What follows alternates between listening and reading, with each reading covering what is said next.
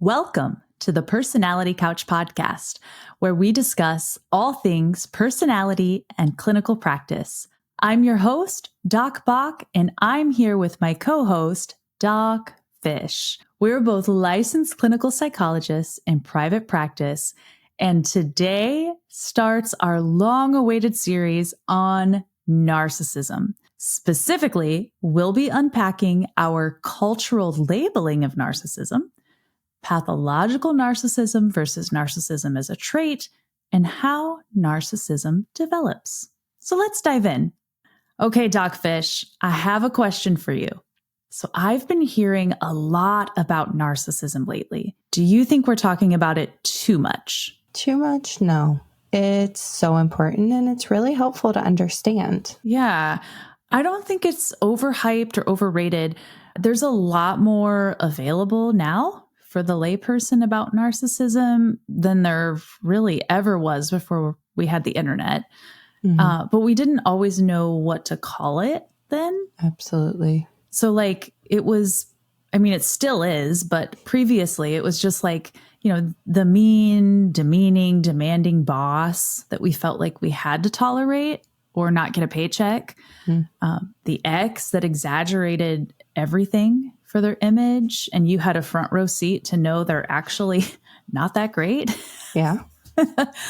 And, now we just have more resources about it, and it's okay to talk about it. That's the piece that's also changed in our culture. Like, we're okay talking about these things now. But sometimes we're mislabeling things as narcissistic or narcissism. Yeah. Because we see it overused and misused all around us, which could stem from research not clearly defining it, because then, why would the layperson clearly define it? And that can be really confusing. I think also projection plays a role. Am I the narcissist? Because the narcissist called me one. Yeah. So it seems like a lot of people who are either in a narcissistic relationship or have been end up asking, oh my gosh, am I the narcissist? Often because the narcissistic one projected their own narcy onto their partner, right? It's coming from outside of the self, not from within. Right. But typically, if you're asking if you're the narcissist, chances are you're not, but talk to a professional to set yourself straight. And we all have pieces of narcissism, but if we're just labeling it as narcissism because we don't like it, that's not cool. Right. Yeah, we have had a tendency to do that recently, I think, with more awareness of it. But it's you can't just call things that we don't like, oh, well, that person's narcissistic because they disagreed with me or we had an argument. No, it's much, much more nuanced than that. And that's why we're doing this whole series on narcissism. But I'm curious, Doc Fish, what actually is it? How do we define narcissism? Well, we don't know. Okay, end episode. Nope. Right. So basically, researchers just can't agree on what it actually is or how to define it. But there are definitely things that we do know. We know that narcissism is a trait. So we are going to talk about normal narcissism and pathological narcissism on the same continuum. So normal being more healthy, pathological being unhealthy. Now, there's other ways to think about this, like separating normal and pathological narcissism into two different constructs. Not going to go into that today, but it's interesting and it's a theme in the literature. Okay. All right. So today we're talking about narcissism all on one continuum, healthy to unhealthy. All right. So on the unhealthy side of the continuum, narcissism as a trait in excess leads to disordered personality of all kinds, right? Just on the unhealthy side. Yes. So in other words, excess narcissism is the first ingredient in pathological personality, or personalities that go against the herd, personalities that likely would meet criteria for a personality disorder. So in other words, every maladaptive personality or disorder level personality is going to have a whiff of high narcissism in some way, shape, or form. It just can look very different depending on the structure, but the core motivations are the same. So let's take paranoid personality disorder, for example. So this personality disorder, their narcissism shows up in the belief that they're so special that the world is conspiring against them, right? That's the pathological element of narcy there. Right. Like everyone is out to get me. It's about me. Or a dependent personality disorder where the focus is so much on their own needs that they essentially believe others exist solely to meet their needs, even if it's not conscious. Right. That's a very different type of narcy, but the focus is still on self. And then I think of like antisocial personality disorder, where there is a disregard for social norms. So we're not talking about asocial or shyness, but antisocial personality, meaning rule breaking and going against social norms, right? So narcissism in these personality structures can look like, well, I'm so important that the rules just don't apply to me, right? Or there's a lack of remorse when exploiting others for their gain. Exactly. Now, another component to this is that narcissism has low stability. This means that narcissism is observable, but it goes up and down like it's a roller coaster. Sometimes you see it, sometimes you don't, because there's just so many different things that could bring it out, but it can also just sit there if it's unprovoked. And there's so much that goes into that. Okay, hold on. Mind blown. So you're telling me that narcissism as a trait in excess can just basically sit dormant? Sure. Yeah, because it's a reaction to a threat or a perceived threat to how they look to others. Like if the narcissistic needs are met, they don't need to act it out as much. Right. So this is why in a narcissistic relationship, sometimes it doesn't seem to come out until some time has passed, right?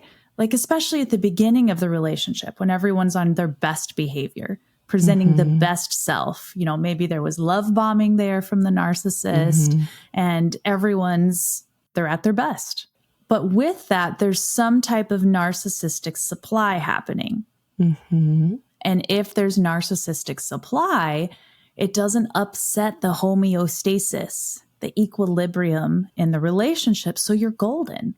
You may not even know, right? Right. They're on good behavior. They're getting something from you. But if you stop supplying their needs, you may see the pathological narcissism rear its ugly head.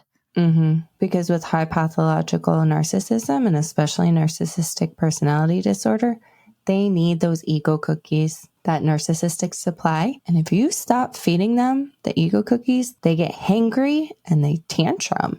Just picturing like if Cookie Monster and Oscar the Grouch had a baby. Yeah. This would be, I want my ego cookies now. Yeah. Tantrum if not. And sometimes we don't even know that we're feeding ego cookies. We're just being ourselves, being kind, going about life, and not even realizing that we're supplying or propping up an ego sometimes. Yeah, sometimes. Yeah, which is why it can look variable depending on where the supply is coming from, because that sense of self, the accolade, self-esteem has to come from outside of them. But going back to what you said, so narcissism comes out more if threatened, but it's not always obvious. So another way that I think maybe we can conceptualize this is like salt in a recipe. You don't always know it's there. You know if there's too much. You absolutely know if it's too much. But we may not always know. It can be kind of in the background in like the personality soup, if you will. Sure. And then McWilliams, from a psychodynamic perspective, she noted that narcissistic people maintain their self-esteem by getting affirmation from outside themselves. There it is. So like there's something missing on the inside, so they have to get it from outside. Exactly. And that's going to come from you. And that's how the narcissistic supply and how narcissism can hide if it's properly fed. Yeah. Again, we may not even know we're feeding it until we stop. And then it's like, rawr. And it can feel like you're being blindsided. Like, who is this hangry, tantruming person that, you know, that I fell in love with? That's a family member, a friend. Like, it can feel like it knocks you off your center. Absolutely. Okay. But what I really want to understand, though, is like what it is, right? Okay. In order to understand where it comes from, though, we have to understand how it develops. Of course. So, key point, it's not necessarily bad. Narcissism is actually appropriate as development goes along. So let's go in chronological order. In infancy, narcissism is inherent. Infants view mom as themselves. I am mom, mom is me. Because this almighty thing, mom, needs to meet my needs because then I survive. That's healthy. It's necessary. An infant is dependent on that for healthy development. Right. And then I also think of like self-talk in narcissism. So like toddlers should develop positive self-talk to build security, but it's so narcissistic, right? So Dogfish, in your house, I can only imagine how this looks. The first one that comes to my mind is like, Mom, I pooped. Come look at it. There's a big one. There's a little one. Oh, no. Also possible that poop is safe for later views. Like, Mom, I saved this for you. Oh, yes, that's real. Or let's see, another example. Mom, I didn't spill the milk, you did. Even though I literally just watched you spill the milk. Or this one happens a lot. Mom, you're not hungry because I'm not hungry. So you have to play with me. So it's a rejection of others' needs because the kiddo has their own needs. Goodness, I have so many. I'm like overhearing self-stories. I'm the fastest racer ever. Or I'm the strongest. Or even changing stories to benefit the ego. No, they didn't score the goal. I scored the goal. Oh, right. You didn't score the goal. I did it. What else? Answers to just compliments. Like, you're so beautiful. I am. I know.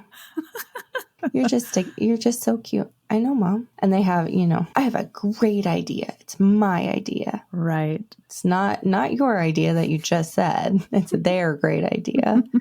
Or even maybe like even earlier in development, the time spent in front of a mirror. Oh my goodness. To maintain and like grow their self-awareness. Like it's still narcissistic. Right. And then, all of that, I can do it myself.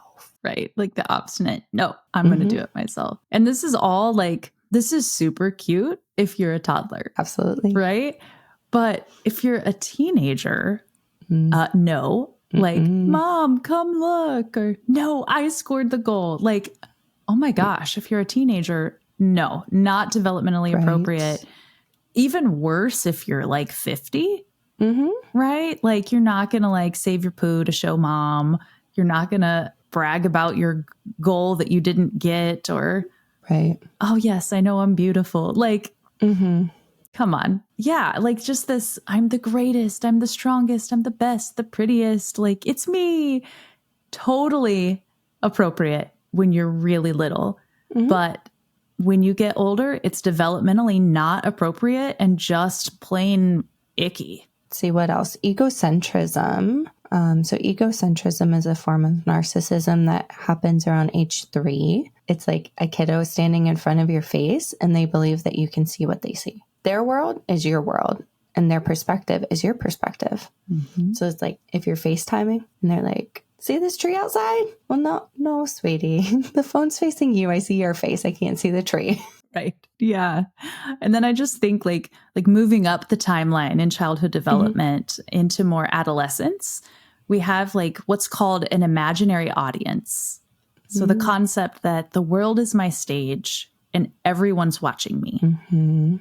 And that's where a lot of like insecurity and self-consciousness can come out of in your preteen, teen years because everybody's watching. Also with this comes like, I'm invincible because I'm young, right? So I'll speed in my car because a crash won't happen to me. I'm special. I'm good at driving. Like it'll happen to someone else, but not me.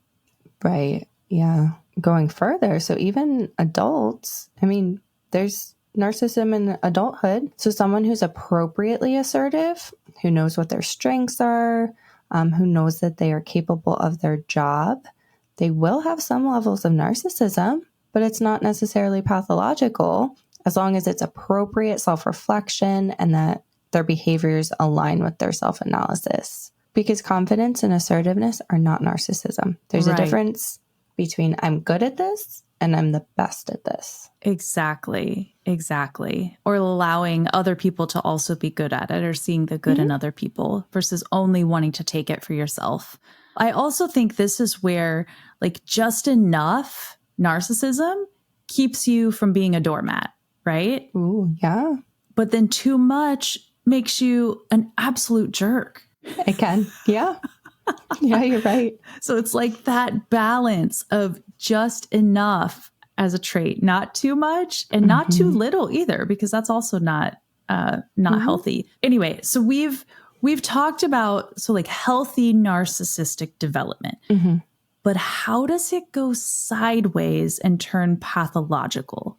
There's 3 schools of thought essentially about this. Each one is slightly different or maybe building on the other one. Okay. The first one is going to be Otto Kernberg around 1984, 88. So developmentally appropriate narcissism happens when a kiddo views the self and the world as all good or all bad. But when they view the self as all good, they deny or project any bad. So they split it off or they put it on someone else. And now if this continues into an older age, then this creates a distorted sense of self. I can see that. Yeah. So any bad parts of the self are coming from outside the self, other people or things, right? So, or it's just blatantly denied. Like, I'm not bad, not me. Or then on other people, no, that's you. You're the one that's bad. That's coming from outside the self. And that's projection. Right. And again, totally appropriate for a toddler to think like that, but not a 30-year-old. Exactly. Right. So if they only embrace their goodness, then grandiosity becomes an unrealistic self-image and it just can't be maintained. Right. Yeah. So essentially then they have to work to keep up the image of perfection, which is the grandiosity, the vibrato, but it's impossible. Exactly. They can't tolerate any of their badness, which then can lead to depressive episodes if they have to face it. Exactly. Because then it's like that anger turned inward. And to clarify, badness really can be anything. Like it doesn't have to be moral goodness and badness. Like it could just be that they're not good at something or maybe not the best at something.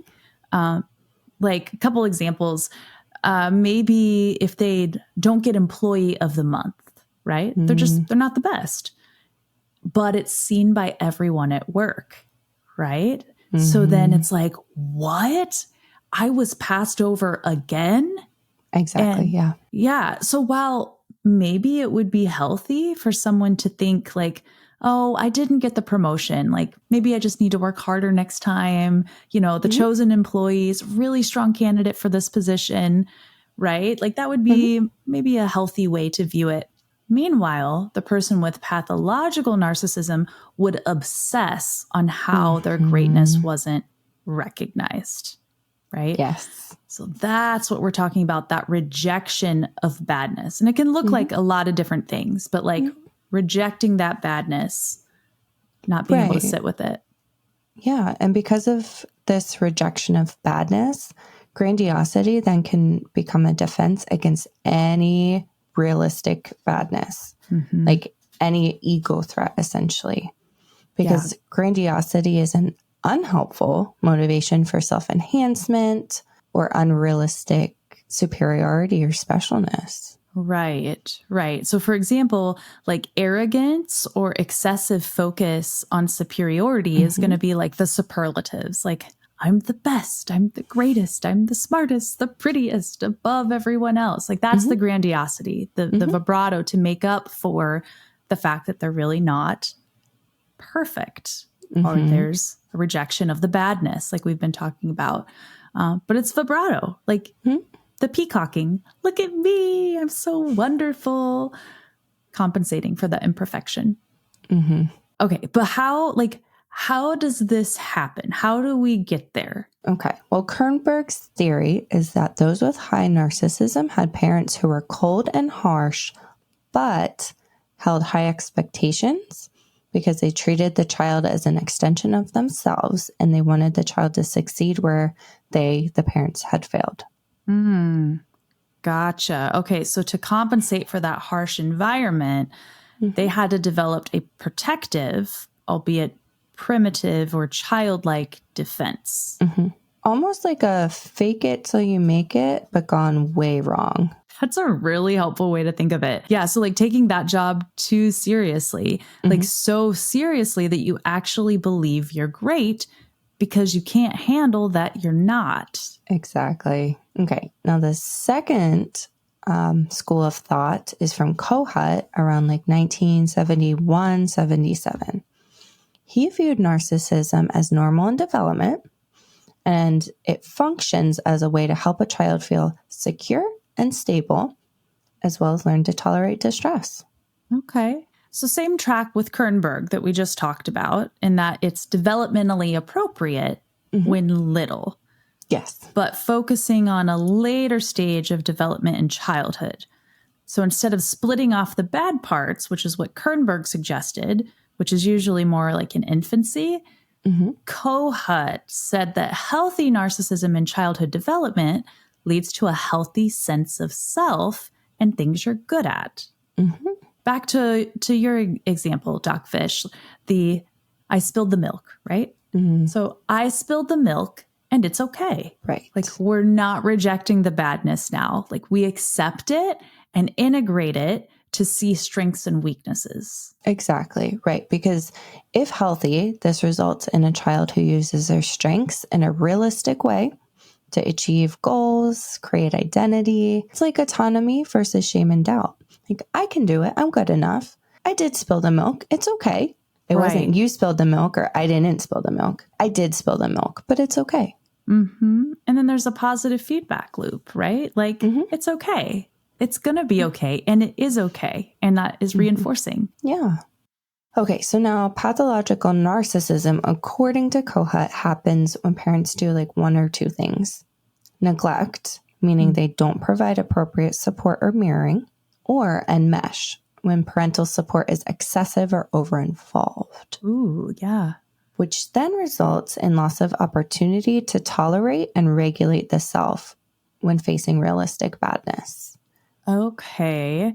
I'm thinking of like an example of enmeshment within this context of like narcissism, right? So let's say a kiddo is really not good at a sport, but the over-involved parent goes and tells off the coach for the child's performance. So the parent praises the child for their excellence and says, oh, it's not your fault. It's the coach's, right? This is the over-involved parenting. And it doesn't teach the kiddo how to accurately reflect on strengths and weaknesses because badness is someone else's fault and is coming from outside the self, right? So in this case, the parent is modeling the rejection of badness and the kiddo is learning from the parents. Right. There's supposed to be a normal grief period in childhood of understanding that I'm actually not all powerful and I'm not all good, which is kind of why toddlers tantrum. But if there's neglect or enmeshment, this process becomes hindered. Right. That makes sense. Now, the third school of thought is from Milan, like 1981, and Benjamin, 1996, and it's a focus on social learning.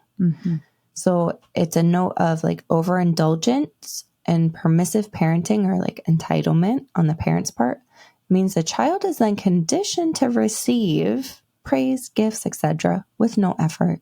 Got it. So you're special just as you are. No effort required. gifts and praise come, like regardless of good or bad behavior, effort, abilities. It's always the same. Reinforcement in excess for just existing. Yeah. So then the kiddo doesn't learn their badness, their strengths and weaknesses. They just learn to expect and receive rewards. Like, for example, they perhaps expect to receive an A on that assignment because of who they are, like regardless of actual performance and effort. So this is the overindulgence and permissive parenting. Yes. Okay. What have we learned so far? Yeah. So narcissism is tricky and it's complicated, as with all things personality, which is why we're doing a whole series on it. But this is kind of the first launching point. So we had to learn firstly that narcissism is on a continuum, right? From normal to pathological. And it's like salt. So we need some. It brings out the flavors in the personality soup, part of a healthy development. And we have a little bit of it. Yeah, it helps us survive. Yeah. Exactly. And then with that, the salt can vary. I've seen this in prevalence variability, or essentially that statistics vary with how frequently narcissism occurs. So research has anywhere from 0 to 22% of how frequently it occurs. However, it's unclear if it's maladaptive traits to disorder. It's unclear. We don't really know because we can't agree on a definition. Problem. Right. But regardless, too much is intolerable. It's bad for you. It's bad tasting for others. Exactly. Yeah, that's a big prevalence swing. Doesn't exist at all to over 1 in 5. Yeah. But then that makes me think of our culture too. Like that despite this, we see it all around us in our culture. So in the US here, our society values individualism. So Western culture strives for self-enhancement, often at the expense of others, which has turned into narcissistic stuff. Yeah. So it's not clinically distressing for the person because it helps them in the pursuit of success. And because it's cultural, we're essentially used to it and I think tolerate it more readily. Yeah. And it's possible that it is then reflected in parenting, leading to the development of even more narcissism in the culture. Because remember, narcissism is healthy when little, but it's unhealthy if it's not balanced out with that realistic ego later. Exactly. One of the most interesting things about narcissism is that it has low stability. So this means, like we talked about, it's a roller coaster. Things can be fine, and then they're not fine. Sometimes you see it, sometimes you don't. And it can hide in plain sight for a very long time if the individual with high narcissistic traits are fed ego cookies, which you may not even realize that you're doing. Like you're just being yourself until you stop, or until you set boundaries, or until your needs become something that needs to be focused on. Like then the narcy comes out, right? Yep. Yeah. So that is one of the really interesting things about narcissism. But there's so much more to unpack with this. So we're trying to keep it brief for today and kind of build on these things as we go through this series. And on that note, that concludes our first episode of our series on narcissism. Thank you for joining us, and make sure to check out our blogs that coincide with these episodes at www.personalitycouch.com. And as always, don't forget to give us a thumbs up or rate and review us on your favorite podcast app. And on YouTube, hit that bell so you don't miss a single episode in our narcissism series. Be well, be kind, and we'll see you next time on the Personality Couch. This podcast is for informational purposes only and does not constitute a professional relationship. If you're in need of professional help, please seek out appropriate resources in your area. Information about clinical trends or diagnoses are discussed in broad and universal terms and do not refer to any specific person or case.